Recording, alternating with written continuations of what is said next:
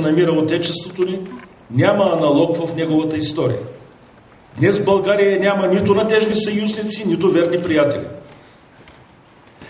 Днес валцовата мелница на глобализма, финансовата и икономическата криза на капитализма премилат цели народи, глобални икономики и вековни култури. В тази върхова ситуация това налага да се намери формата за противопоставяне на задаващия се технотронен фашизъм, да се даде отпор, да се открие фронт на еволюционната война, която се развихря и в пожарите на която може да изгори бъдещето на държавата на българите ведно с самите българи. А на война, както казват французите, като на война. Драги другари и скъпи приятели, вие вече се досещате, че иде реч за прокламираната от дълго време идея на партия Нова Зора за единен национален фронт. Ако трябва обаче да бъде уточнено неговото предназначение, е нужно да добавим към единен национален фронт и допълнението за спасение на Отечеството. Мисля, че е нужно, че е излишно някой да се притеснява от думата фронт и от асоциациите, които тя предизвиква. Ако това се отнася за сатанизираното близко минало и ролята на Отечествения фронт в него, смело трябва да се заяви, че Отечественият фронт като форма на единение на националните сили в една гранична ситуация в живота на нацията и държавата е най-удачният и навременен продукт на българското политическо строителство и него политиката, която затрива българската икономика, бандори и науката в България, срещу така наречените реформи в образованието, които щитници на интересите на турската държава. И в този своя усърдно затминаха и ГЕРБ, и Ахмед Доган, и ДПС дори. В Комисията за правата на човека те внесаха проект, с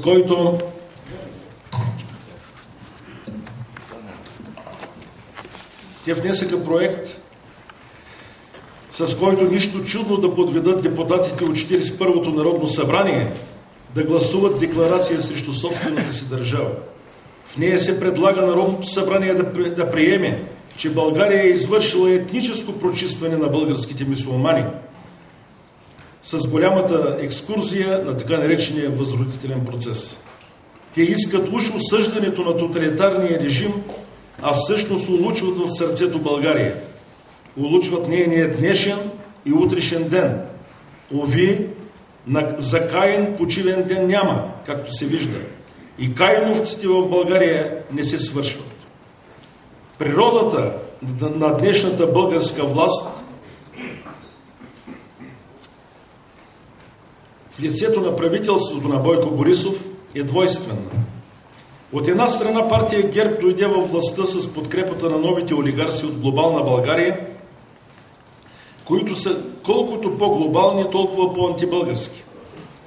От друга страна Борисов получи подкрепата и на значителна част от българския среден и дребен бизнес и освен него бе подкрепен и от надеждите на хиляди обикновени хора, които формираха своето отношение към новата политическа сила под непрекъснатото облъчване на мощните медийни пиар проекти.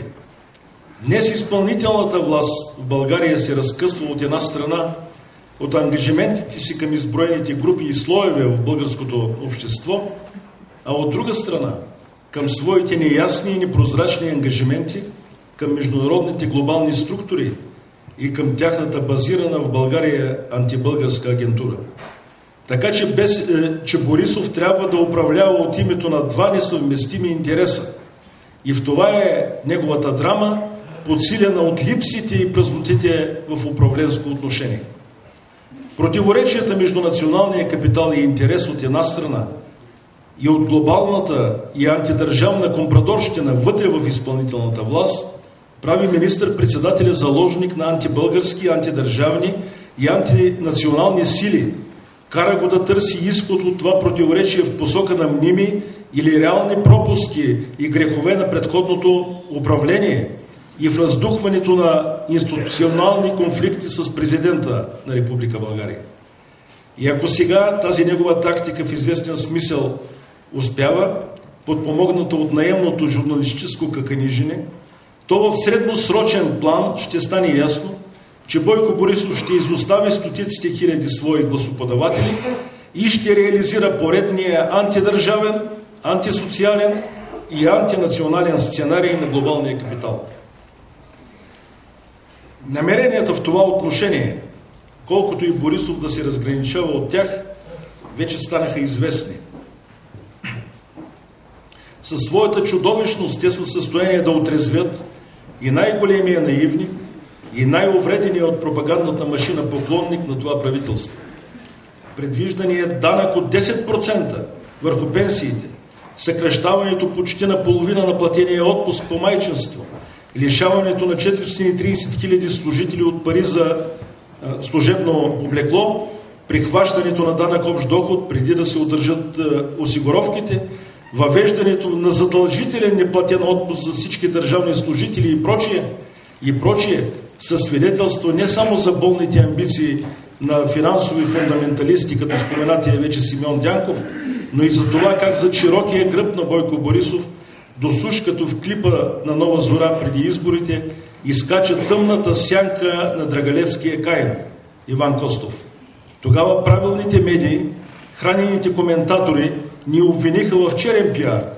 Днес става от ясно по-ясно, че Нова зора, както всеки път през тези 20 години, е съобщавала честно на своя народ какво го чака. Съобщавала е, че ще има едно правителство от конници без глава, правителство на агресивното невежество и воюващата посредственост, на мераците за установяване на олигархично-полицейски режим, правителство на управленската немощ, на отнемането на човешки права и зачеркването на достиженията на демокрацията, заради която почти като в онзи анекдот изядахме една торба сол, а сега сме на етапа на една кола бой. Останалото, както казва Шекспир, е мълчание.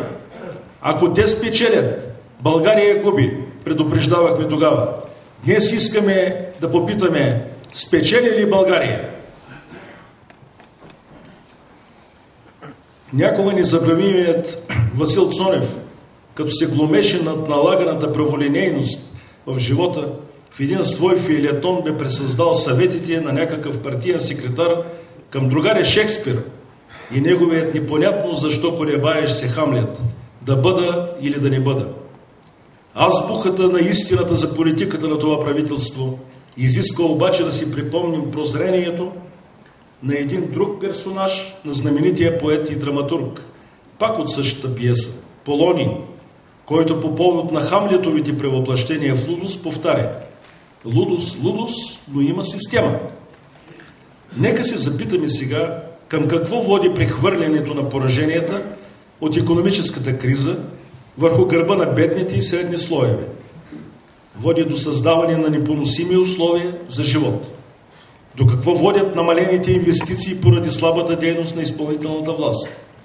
Водят до охлаждане на икономиката, до съкращаване на работни места, до безработица, до безпаричие, до глад и пак стигаме до същото – непоносими условия за живот. Но нима не водят до същото и невръщането в срок на ДДС, неразплащанията на държавата с фирмите, непоправимите загуби на икономиката във връзка с хаотично провежданата политика в енергетиката, по-точно по отношение на големите енергийни проекти. Водят до същото. Да изброявам ли още? Значи система има. И тя се потвърждава от извода, че България за първи път е на директно управление на Световната банка, чрез изнесената напред шпиц команда от кайновци, задокеански и местни такива.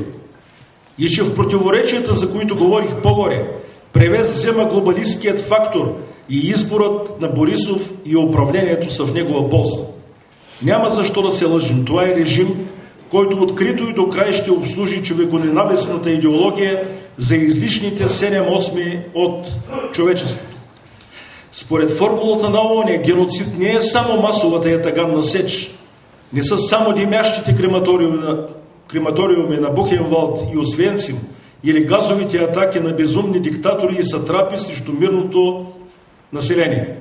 Геноцид не са само планините от трупове след граждански войни или умни бомби. Геноцид е, когато умишлено създаваш условия непоносими за живот. И още по-откровен геноцид е, когато съчетаваш тези непоносими условия за живот с закриването на болници и лишаването на населението от възможност за достъпни средства за животоспасяване. Геноцид в психологически план е, когато насаждаш чувството в това население за обреченост, било чрез съзнателното утежняване и изостряне на отношенията с Русия, например, било чрез системните демонстрации, че България за първи път в своята история обслужва световната мрежа на русофобията, че самата тя вече се превръща в неин преден отряд. Отнемането на надеждата е, може би, най-перфидната и мъчителна форма на душегубството. Преди брой 2, вестник Нова Зора припечати интервюто на директора на Института за стратегически изследвания на Русия, Леонид Решетников. В интервюто са казани много топли думи за България и за българите. Той изцяло е в подкрепа на истината за чувствата на българския народ към Русия. В това отношение е показателен и основният извод от разговора, изведен в заглавието. Българите никога не са предавали Русия. Но интервюто на Решетников е едно, а друго са част от поместените след него коментари във форума на Столетие.ру. Там могат да се прочитат и думи, изречени с горчивина, но и думи категорични, като камък метнат от римски катапулт. Не искам да ги цитирам, защото те биха отекнали болезнено от душата на всеки в тази зала. Биха подсилили чувството за самотност, за изоставеност, за сиротност дори. Това също е част от душегубството и също е част от прозренията на Полония. Значи система има. Драги приятели, България е осиротява от към братска любов, от към сестринска съпричастност. В този немилосърден свят на студено бездушие и протестантски прагматизъм. В зашеметяващата книга на Грегори Палас, глобализаторът, който дойде от студа, Джозеф Штиглиц, като споделя опита си на висш чиновник от Световната банка, определя и етапите, през които преминават народите и държавите, попаднали във валцовата мелница на тези съвършенни оръжия на световното задкулисие, Международния валутен фонд и Световната банка. Штиглиц описва системата пункт по пункт, разказва за етапите на премилане на националните икономики, описва глада като средство за принуда и геноцидно оръжие, непреклонността на финансовите комисари и бездуховността на наемните чиновници и политици. Особено разтърсваше така нареченият период 3.1, който се характеризира с изпомпването и на последните жизнени сили на туземното население. В този етап действа засмукващата помпа на монополния октопод за комунални услуги. Вода, електричество, нужди от първа необходимост, обществено и здравно застрахователни услуги и прочее. Всички тези естествени монополи обаче не са вече национална собственост. Те са отдадени под концесия или вече са притежание на така наречените стратегически инвеститори. Забележително е, че те действат в завиден синхрон със средствата за масово осведомяване, които по специфичен начин подгряват публиката, подготвят я за последващия стрес, за събитието, което предстои да се случи, което се отлага, после пак предстои, докато хората привикнат с мисълта за неизбежност. По същия начин, както се привиква с мисълта, че слънцето залязва, както умира надеждата, макар и последна. Това също е част от системата. Човек и да иска обаче, няма как да разкаже цялата книга и само странничка дори от тази човешка мъка неописана. Но защо, драги приятели, ви говоря за всичко това? Нали и аз, подобно на всеки един от вас, зная, че човекът е сам върху сърцето на земята, както казва Салваторе Квазимодо. И след слънчевия лъч, който го пронизва, неусетно пада вечерта. Но не за неизбежния покров на вечерта, а за този слънчев лъч на надеждата искам да говорим. България се намира в същия този етап 3.1. Ние сме в така наречената фаза А, когато цената на водата в София, например, е регистрирала само 8 поредни увеличения от началото на така наречената концесия. Когато цената на топлото, няма да кажа цената на 1 мегаватт час топлинна енергия, защото там формулите са по-сложни. За периода от 1997 година до 2005 година е нараснала с 2760%, драги приятели. Това е също част от системата, макар че някой може да възрази, че се дължи на непрекъснато на нарастването на цената на руския газ. Нашите пишман политици винаги подчертават, че лошата Русия не вдига цената на газта и заради това народът плаща скъпопарно. Нищо общо няма това обаче с истината. Цената, при която Булгаргаз продава газ на топлофикациите, през същия период е нараснала приблизително двойно. Сиреч това са 200%. Всеки може да раздели 2760 на 200 и да разбере образно казано с какъв цулаш и дебит е помпата за обедняване, за ограбване на българското население в София. 13,8 цола е засмукващия обем на този октопод.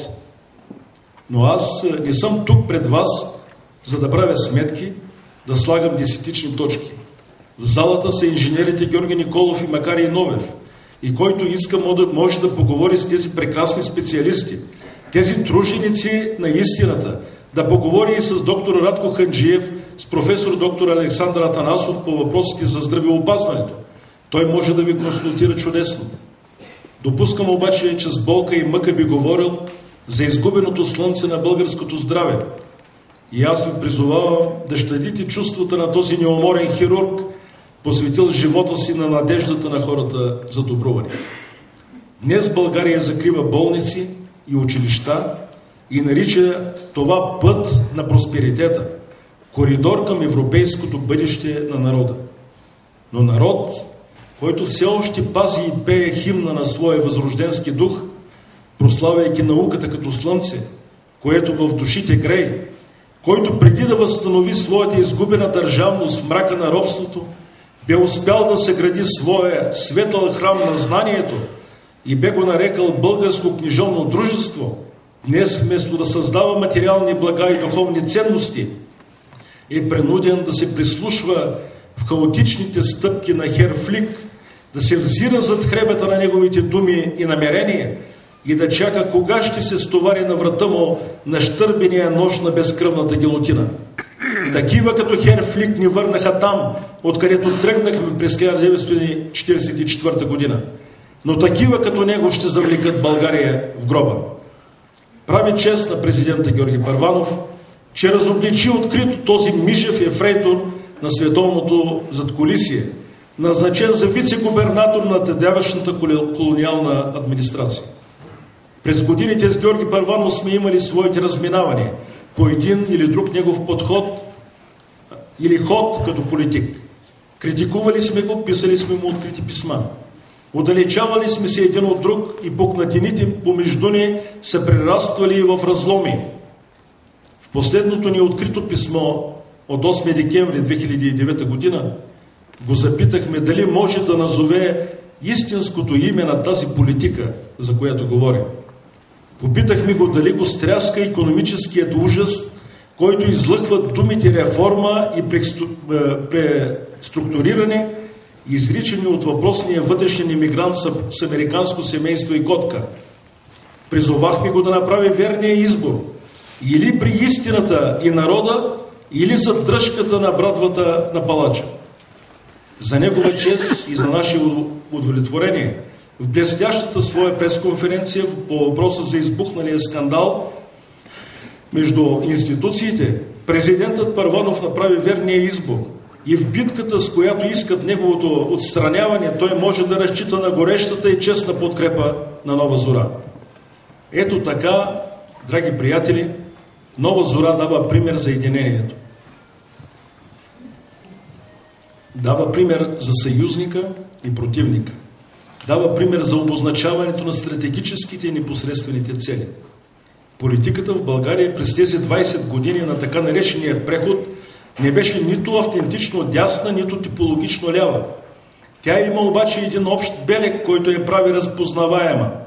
Тя бе просто антинационална, бих добавил антидържавна, антибългарска. Разбира се, със съответните нюанси на интензивност. Общото, което като червена нишка свързва събитията и процесите в България през тези 20 години, е изкуственото прекъсване на процеса на модернизация на България.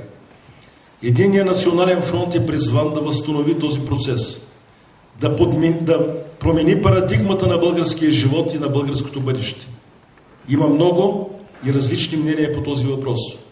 Общото между тях е, че всички искат това да се случи, че всички осъзнават изключителността на момента в националния живот, сгъстеността на историческото време, в което живеем.